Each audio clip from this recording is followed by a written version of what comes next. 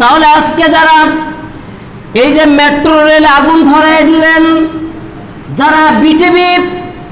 সেন্টারে আগুন ধরায় দিলেন, গাড়ি ভাঙচুর করলেন, ব্যাংকে আগুন জ্বালিয়ে দেশের অর্থ সম্পদগুলো পরে সরকার করে দিলেন, কারা অন্যায় করেছে, কারা অপরাধ করেছে